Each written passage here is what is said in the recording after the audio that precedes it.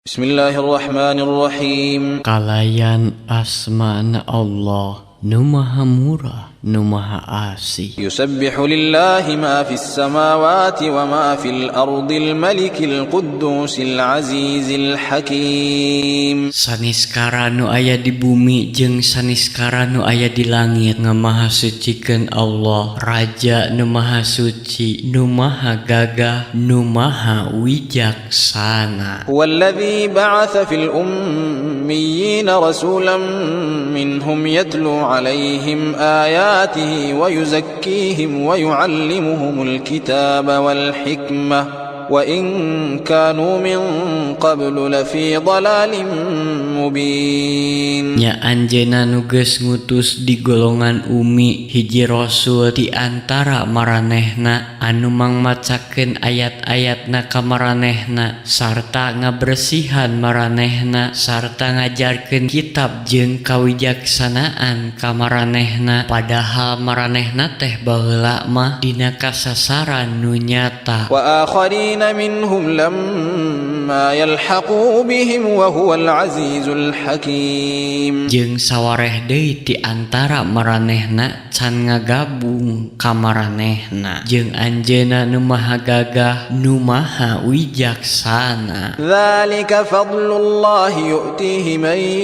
yasha'u wallahu dzul fadlil azim. Eta teh kurnia Allah anu ku anjeunna dipaparinkeun kasing saha anu ku anjeunna dikersakeun lantaran Allah teh kagungan kurnia nu agung. Mathalul ladzina hummilut taurata thumma lam yahmiluha kamathalil himari yahmilu asfara. Bi'sa mathalul qaumil ladzina kadzdzabu biayatillahi wallahu la yahdil qaumadz zalimin. Misia jalma-jalma anu dipapancenan Taurat tuluy manehna henteu ngalaksanakeunana lir kalde anu dimomotan ku pirang-pirang kitab. Kacida gorengna misia kaum anu ngabohongkeun kana ayat-ayat Allah teh jeung Allah henteu maparin pituduh ka jalma-jalma anu darolim. Qul ya ayyuhalladzina hadu in za'amtum annakum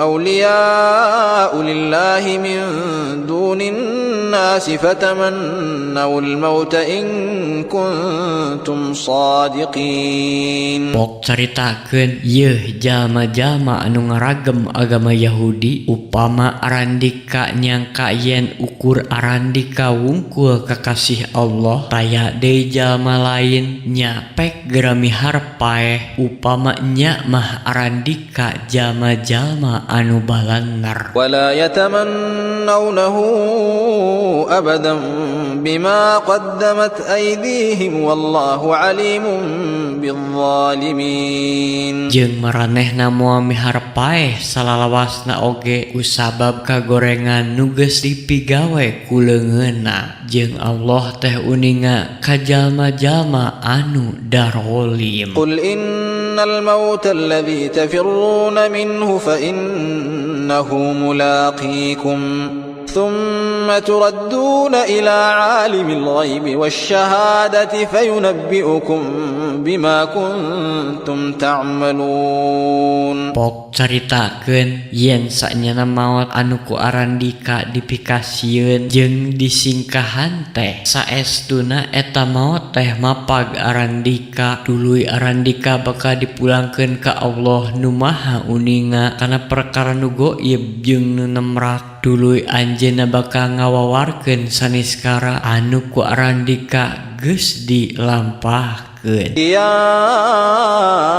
ayyuhalladzina amanu idza nudiya lis-salati min yaumil jumu'ah يا أيها الذين آمنوا إذا نودي للصلاة من يوم الجمعة فاسعوا إلى ذكر الله وذروا البيع ذلكم خير لكم إن كنتم تعلمون. Yeuh jalma-jalma nu ariman upama dicalukan pikeun salat dina poe Jumaah prak maraneh geura paheula-heula kana eling ka Allah sarta maraneh kudu ninggalkeun dagangan pagawean perkara kitu teh hade pikeun maraneh upama maraneh nyaraho mah. فإذا قضيت الصلاة فانتشروا في الأرض وابتغوا من فضل الله واذكروا الله كثيرا لعلكم تفلحون. Tuluy upama rengse salat nyabral bae maraneh geura sumebar deui di bumi sarta prak geura nyiar kurnia Allah jeung pek geura eling ka Allah sing minang supaya maraneh meunang kabagjaan. وإذا رأوا تجارة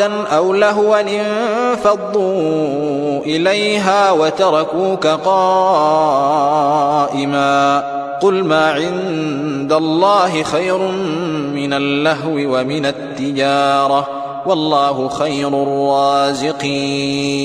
Tapi nalika maranehna narenjo perdagangan atawa karasmenan leugeudeut maranehna arindit kadinya sarta ninggalkeun maneh Muhammad keur khotbah ngajanteng sorangan pok caritakeun saniskara nu aya di Allah teh leuwih hadebatan karasmenan jeung perdagangan jeung Allah teh pangalusna nu maparin rezeki.